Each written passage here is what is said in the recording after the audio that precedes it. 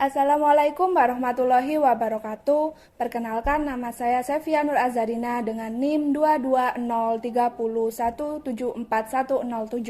Saya berasal dari kelas PM 22B. Di sini saya akan bernarasi mengenai sejarah bahasa Indonesia dan prospek bahasa Indonesia dalam disiplin ilmu. Adapun tujuan saya melakukan hal ini adalah untuk menyelesaikan tugas bahasa Indonesia yang diberikan oleh Ibu Dr. Riri Rengganis SSM Hum selaku dosen pengampu mata kuliah bahasa Indonesia.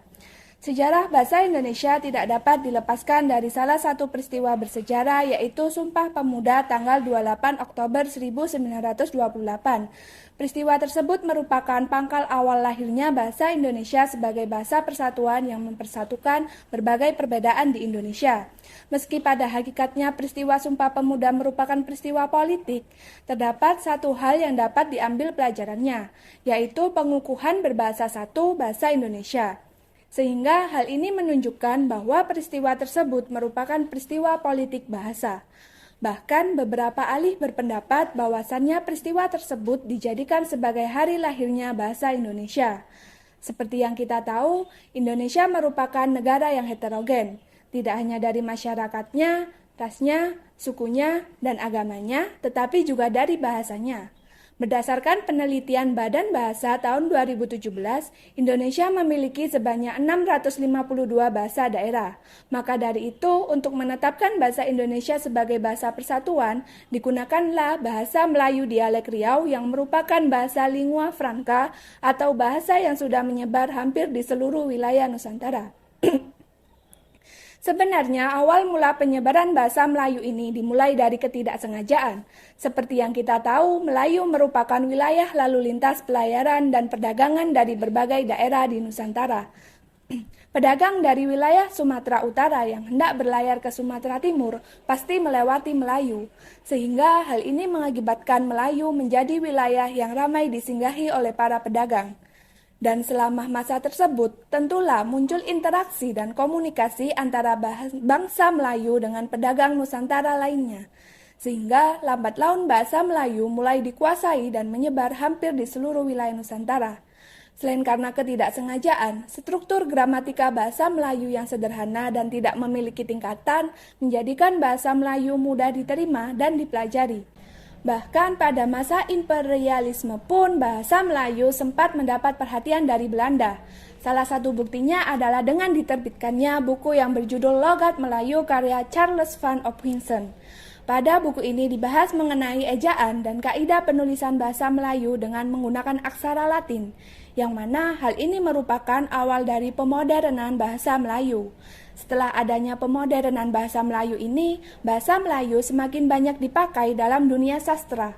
Bahkan pada tahun 1908, pemerintah Belanda membentuk Komisi for the Volksletter atau yang dikenal dengan Balai Pustaka, yang mana lembaga ini berperan dalam mewadahi hasil karya para sastrawan untuk diterbitkan ke seluruh penjuru Nusantara.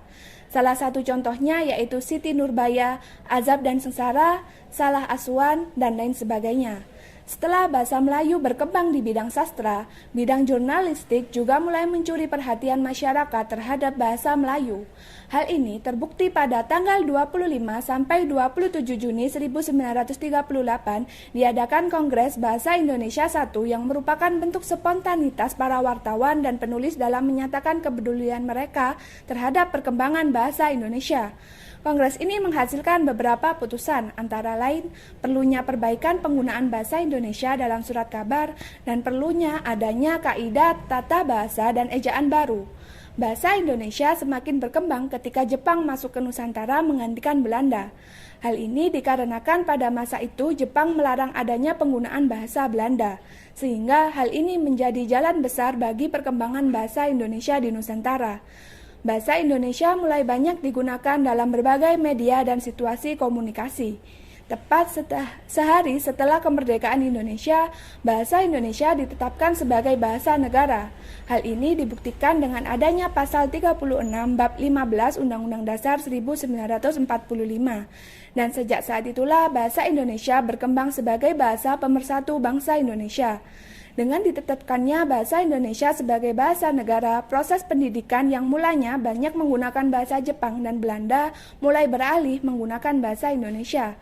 Bahkan buku-buku berbahasa Jepang dan Belanda pun mulai banyak diterjemahkan ke dalam bahasa Indonesia.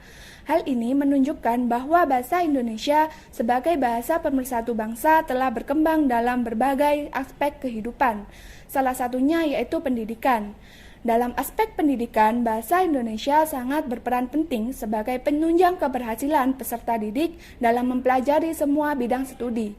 Oleh karenanya, untuk memelihara dan mewujudkan bahasa Indonesia agar tetap digunakan dalam dunia pendidikan, pemerintah Indonesia menetapkan bahasa Indonesia sebagai pengantar dalam setiap tingkat pendidikan nasional.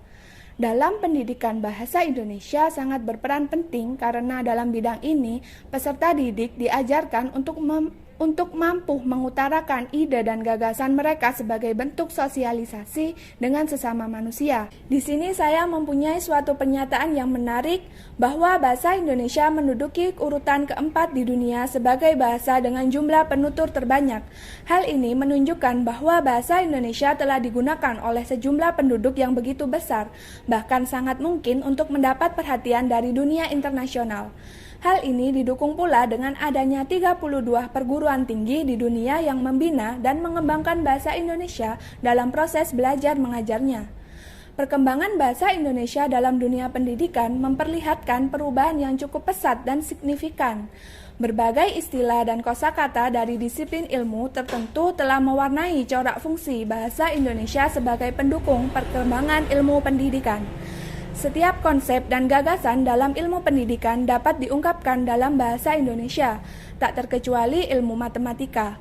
Meskipun kita tahu bahasa Indonesia dan matematika merupakan ilmu yang bertolak belakang dan keduanya memiliki pijakannya masing-masing, akan tetapi ilmu matematika itu sendiri tidak dapat dilepaskan dari fungsi bahasa Indonesia, yang mana penggunaan bahasa Indonesia ini menjadi penting dalam proses penyampaian materi demi memahamkan peserta didik dalam setiap pembelajaran. Oleh karena itu, penguasaan kaidah dan tata bahasa yang baik merupakan syarat mutlak untuk mengkomunikasikan ilmu matematika kepada peserta didik.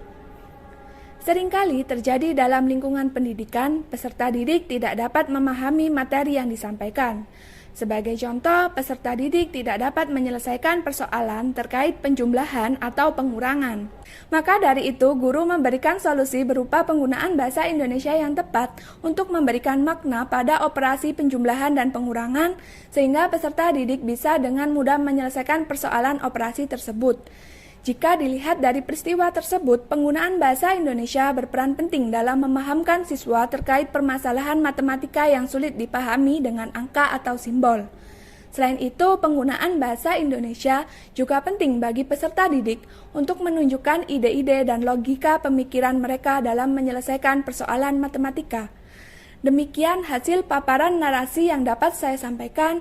Apabila ada salah kata atau perbuatan, saya mohon maaf. Saya pamit undur diri. Wassalamualaikum warahmatullahi wabarakatuh.